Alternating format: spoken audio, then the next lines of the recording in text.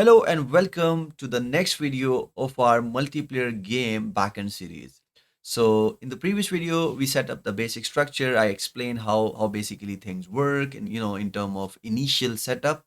But in this video, we are going to start some of the actual action. We'll be implementing some sort of functionality that will help us decide different kind of things that will be used, and along with that I'll explain some of the more stuff that we basically didn't talked about. Okay, so before getting started, as you might be aware of, is that I am giving away 12 JetBrains IDE license, and those who will basically comment on the video, or they'll basically share about this series or the giveaway on either X or LinkedIn, will have a chance to basically win this. The draw for the first 4 license will be done on 20th July. Okay, so now in the previous video, you can see that I basically return some very specific string. And when it comes to string, it's very difficult to manipulate, or maybe, to extract data from that, right? So normally on the app side, when basically we try to communicate, we define some sort of language, or like some sort of mechanism that basically help us. So basically, the language through which we will be communicating is JSON, and a JSON mean is that we will be accepting the request in JSON, and will also, our server will also return the results in JSON. Now, when I talk about that, this means that we need to enable, or set up some sort of JSON functionality, where our server can also understand how the JSON, like that, it is supposed to accept JSON. And also the model classes and things like that are also aware of how basically they are going to work. Okay, so first thing first is that we need to add some sort of dependencies. So for that, I need this, which is a content negotiation. Content negotiation, by name you can understand, it means that how the content will be negotiated. So that's something that we'll be using for server. Other than that, we have JSON for serialization. That is again this one. And along with that, we'll also need the Kotlin X for JSON serializer. And for that, we need the serialization version. So I'm going to add it over here. Now that's done. Along with that, we need one more thing, and that is a plugin for serialization. Once that is done, what we need to do is that we need to sync it. And once the sync is done, we'll basically add this serialization, will enable this serialization. So now over here, you can say alias libs.plugins.kotlin.serialization apply false. Okay, so this is the plugin that I've added to the root level. Basically, this is the core Gradle. I need to enable this serialization for the server, and for also for this core functionality. So as for over here, I'm going to say libs.plugin.kotlin.serialization. That's one. And also in the common main dependency section, we also need to implement that serialization JSON that we added. Okay, and along with that, we also need to enable it over here in the server side as well, and implement that Kotlin XJSON as well. And then we have this content negotiation. I also need in the server side, we need the other one as well. This is not just for this, we also need the libs.kotlinx serialization JSON as well. Okay, and along with that, we also need implementation for the content negotiation as well. So I'm going to say libs.ktor server.content.negotiation. So these are the three dependencies I added over here. And also we added this Kotlin JSON for core module that we have as well. Now, once we do that, we'll just sync it once again. Okay, so now that is done. Now, like I said, that some of the functionality needed to be placed in some place, like where it's common and we can access it from both sides, from the client side and from the server side. And that is basically the the purpose of multi-platform, which basically helps keep the common section, common code in a place where it's easier to fetch. So in the core section, inside this source common main, over here let's just create a package and call that protocol. Okay, so the protocol is just set of rules. I'll basically explain why we need the protocols and what exactly they help with. Okay, so inside this protocol, I'm going to create a couple of Kotlin files. First is one is going to be protocol version. Okay, I'm going to just add it over here. Then next one is going to be Kotlin class, going to be error codes. Okay, then we'll be creating a Kotlin class, call it client messages. Okay, so these are also not classes. Instead, it's just going to be files for now. And also we'll say server messages. Okay, so let me just rename it. So it should be message, not messages, and also for this one as well. Okay, first thing first is we need an object, and I'm gonna call that, oh sorry, not client message, it should be part of the protocol version. So like I said, we have this, and inside that you can say, over here you can say const wall major is equals to 1, minor is equals to 0, and const wall string is equals to major minor. Okay, and we also need this function for toString. Along with that, we need major compatible, and I'm gonna say remote string. This is basically the string that we are gonna get. And now inside that, what we do is that, okay, let's just make sure it's return boolean as well over here. Okay, now over here what we do is that we say the major, we try to get substring from this through basically this dot that we have added like this.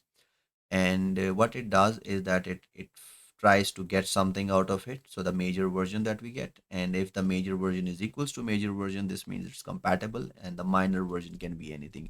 So basically this protocol, this object that we have, is this is basically a handshake mechanism where the server have a language and the client have a language. So when the server try to communicate with, sorry, the client communicate with server, it will give this protocol version. And this protocol merge version, if basically the protocol version is same, or if at least it's compatible, it means that the server will now basically respond to the client. But if not, the server will not.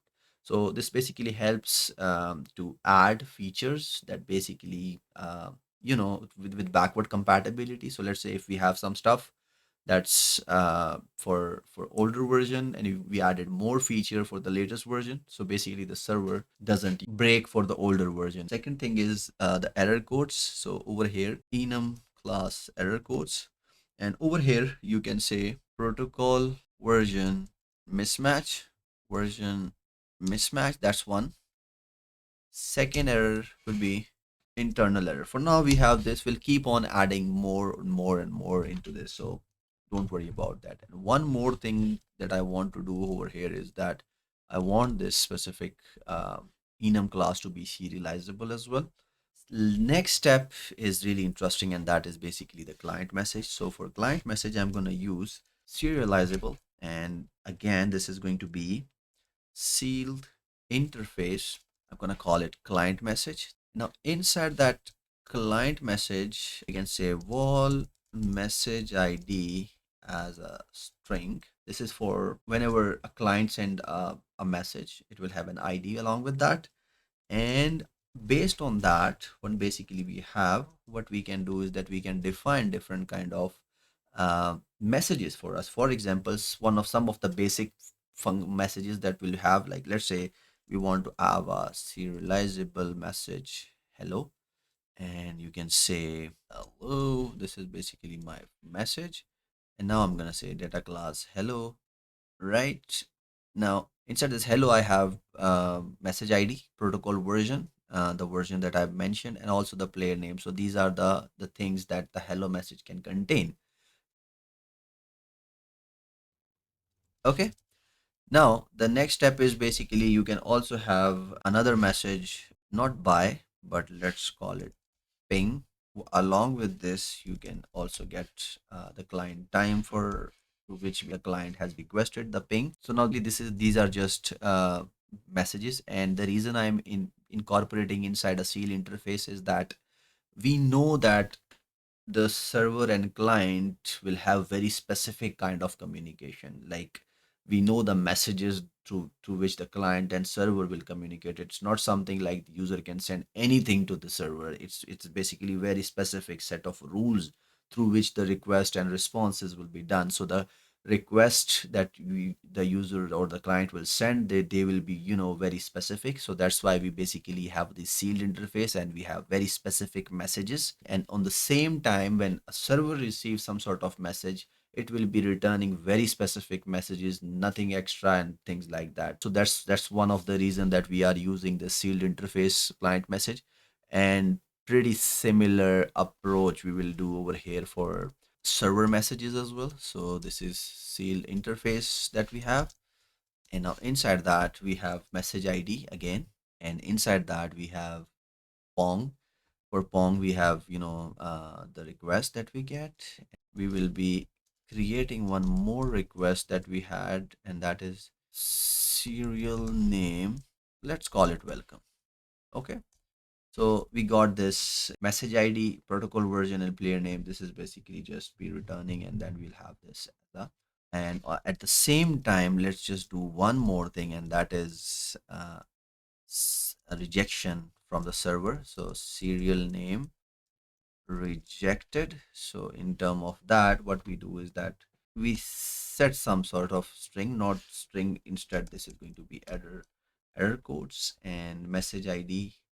And also you can also define a message string. So basically, returning rejected call means that you have the message ID through which basically you'll be returning, and then we have the reason for the error code based on the error code, and then the message that you have, right? Okay, so now basically these are some of the protocols that we did, and till now we haven't did anything that where we can test these out. Also, the server is still, working with the string. It doesn't know that how it's going to communicate because we haven't done anything in that part. So over here in the server side section, when I get over here into this Kotlin application side, you can see there is like no component installed. So what we need to do is that we need to install a component. So you can say install. If you just click on this, it will just install that content negotiation, and inside that you can define, the JSON that you are gonna use. Along with that, there is some sort of other functionality for this JSON component that you have, if and you can add it over here. So for that, what I'm gonna do inside that section, let's just create one more class and call that protocol JSON, and we'll be using this again since I'm using in the core. I'm gonna use it for the for the Android server, and also for the offline server, Android offline server that we talked about, and also for the remote servers. Let's call it a file protocol JSON as JSON, and it has these values. Also, is lenient, encoded defaults, and use array polymorphism as false. So basically these are some of the values. And also I think there's just one more thing, and that's basically class discriminator is type. All these are some of the components that we are going to use. And now inside this application section, inside that, what you can do is that you can just call this like this. Okay, now basically the server understand that, okay, how the things are going to work, and it will basically follow this content negotiation pattern, and we'll be able to communicate through the model objects that we basically discussed. Now again, like I said, these error codes and all that we have created, we don't have any sort of implementation for that for now, because we just, have these versions and we're not, using it somewhere. But what I can do is that I can create one more endpoint over here inside this section, and let's call that a get, and call that protocol slash version. And now inside that, what we'll do is that we will be saying call dot respond. Like previously what we were doing is that we were using respond text. This time I'm going to use respond, and over here I'm going to use one more thing. I'm going to create, I'm going to say data class protocol version payload, and now over here you can say wall minor major wall name ring, like this. And over here you can say protocol payload, and now from there you can just get all these requests that you have. And now when I run it, I'll get something like this. Okay, so now that's one thing. Let me just run this. Once it runs, I'm going to get over here into the postman, and over here I'm going to create a new request. Now this new request is supposed to be called protocol version, and base URL slash slash protocol slash version. Now when I run it, you will okay, there's this problem. It says that it's not serializable. We need to make sure it's serializable. So we get over here into this application file, and this file needs to be serializable now, and rerun this. Once we rerun it, hopefully this will work. And now we try again, and this time you can see that we are getting this minor, major, and all these kind of difference. So yeah, I think that's pretty much it for this video. I hope you liked the video. I hope you understood some of the basic stuff that we did, like the content negotiation and the serialization that we enabled in our project. Other than that, why we created these client messages, error codes, why we have this protocol JSON that we have created like this, and along with that we have this protocol version and the server messages. It will make more sense once basically we create, or like we implement these messages properly, or like add the rest of the messages that we will be using. But I just created this basic structure. The idea was to understand, or like to implement this serialization that we wanted in the protocol side. But yeah, that's, I think, pretty much for this video, and I hope I'll see you in the next video. So once again, comment on the video, please enter into the giveaway, and I'll see you in the next video. So till then, happy coding. Bye bye.